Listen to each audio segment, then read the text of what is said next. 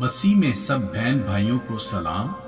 آئے ہم کلام مقدس میں زبور نمبر 121 پڑھیں۔ میں اپنی آنکھیں پہاڑوں کی طرف اٹھاؤں گا، میری قوت کہاں سے آئے گی؟ میری قوت خداوند سے ہے، جس نے آسمان اور زمین کو بنایا۔ وہ تیرے پاؤں کو پھسلنے نہ دے گا، تیرا محافظ اونگنے کا نہیں۔ دیکھ، اسرائیل کا محافظ نہ اونگے گا نہ سوئے گا۔ خداوند تیرا محافظ ہے، خداوند تیرے دائنے ہاتھ پر تیرا صاحبان ہے۔